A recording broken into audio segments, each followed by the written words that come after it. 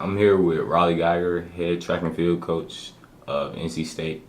How you doing, Coach? Good, thank you. All right. As a head coach of a Division I NCAA team, how do you handle the pressure? I try not to, if in fact I'm feeling pressure, and I really try not to, because it's not good for the student athlete to feel pressure.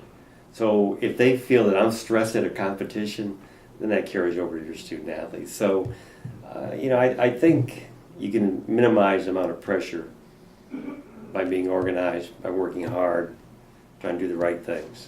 So that's what I attempt to do. What do you tend to look for in a recruit? I look for a student athlete. We always talk about student athlete, but they need to be good students, and they need to be committed to their sport. All right. And they also have to make the right social decisions. So I kind of look for those three things. All right. What are your main responsibilities or jobs in the office? Organization, planning. Track and field has 90 student athletes and about 10 staff members. There's a lot of folks. So I need to be organized. I need to be the individual that kind of plans the season. I try to overlook the different areas, but it can be challenging because of the numbers. What's the biggest problem you tend to have with your athletes? Well, I think incoming freshmen have two problems. One, grasping the idea of being a student at this level, because this is different than high school. This is, academics in high school versus college are two different things. And I think it's true on the athletic side. It's a different game here than it was in high school. So I think they have to grasp the idea of being a student and being an athlete at a Division I level. How big of an impact does networking play in your job? Because I've been doing this for a while, and I grew up in a different era. I'm not good at some of that, so I rely on assistant coaches to handle those kind of media. How do you handle staffing?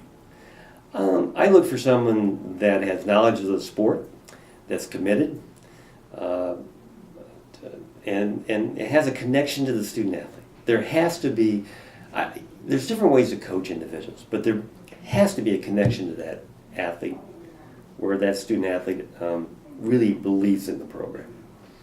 All right. If you had to choose one for an assistant coaching position, would it be the coach with 10 years of NCAA Division I experience or the former Olympian in that event? I think without question, you take the 10 years of experience because there is no guarantee that an Olympian could be a quality coach. After 10 years, you should know. All right. In your opinion, what traits does a great team leader have? First of all, they're good students. Secondly, they're committed to their athletics. There has to be a passion for the sport.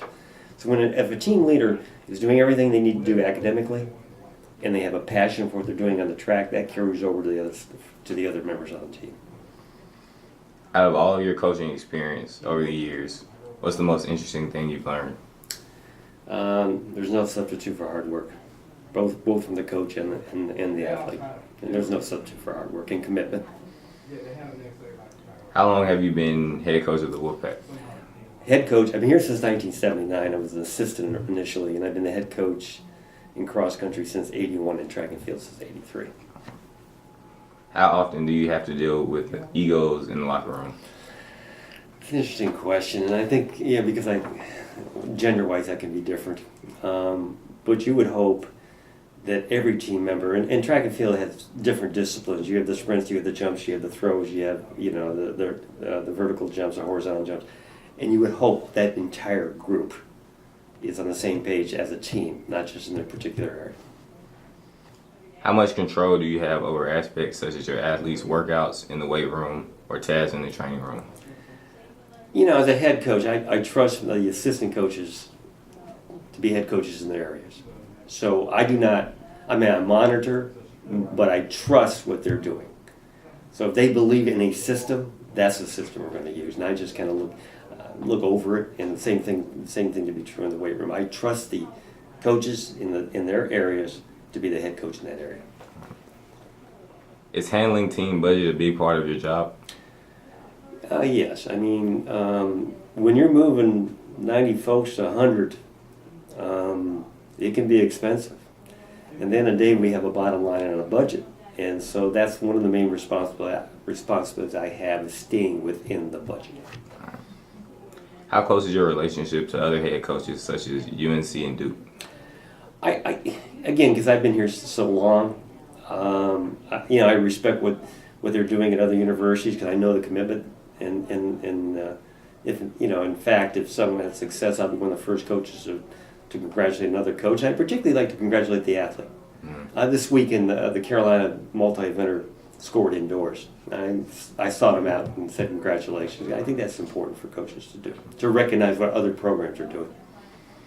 What kind of strategizing do you use for track and field? Well, the strategy is simply to try to have a program that has balance to a degree, but have a program that when they go to the ACC championships, they're prepared. And that understanding that being in the top 16 to go to indoors is a challenge, and that the regional championships are a stepping stone. So those are kind of things that I look into and look after. All right. How often do you get athletes from other sports here at state to compete on the track team? Well, one of the things I think is occurring under Coach Doran is that I think football and track and field is going to. There was a time when we had a number of football players participating in track and field. I think we're kind of getting back to that, and that's on the men's side. On the women's side, it's rare to have an athlete from another sport come out and compete in track and field because the level of competition is so high. On the other hand, I think a football player, because sprinting or throws, it could be offensive, defensive line, but I think there's something to be said about the football player that can do that. How do you convince top-notch high school athletes to choose your school over other schools? Well, I think anytime you're in the recruiting process, one of the most important factors is the institution itself. The strength of the academics, of the university, and then you go to the athletic team. And I say this about recruiting. The responsibility of the staff is to have the individual, the high school recruit, visit the university. Once they're here, the responsibility on the other student athletes in the program. They're the ones that should basically sell the program, if you will, because it's their peer group, and if they believe in what we're doing as a program here at NC State, then that carries over. But we're fortunate to be at this university. It's a great university, and so NC State kind of sells itself to a degree. What did you major in college? Started out in math, and that didn't work out so well. And then I went to health education, not physical education, but health education. I thought about going towards that area, and I minored in psychology. All right. What advice do you give to aspiring head coaches of the world? I think the most important, as a coach, you have to understand the time commitment, because it is ours, and you better have a true love for this sport, and you better have, the best part of our day coaching-wise is being outside at practice. Competition. Oh yes, that's why we're doing what we're doing. But the best part of our day is being outside with the student athletes. The other things we have to do are just what we have to do. But I'm very fortunate. At 3:00 in the afternoon, I'm with a bunch of 18 and 22-year-olds that are motivated to get better at track and field. It's a great profession. Definitely. Last question: what's one skill every head coach would need to have? The what? Sorry. What's one skill every head coach would need to have? I think communication. You got to be a good. You got to communicate. You got to teach. You got to communicate, and you got to lead. But I think your communication skills are critically important. All right. All right. Thanks for your time, Coach. You're welcome. Nice talking to you. Yep.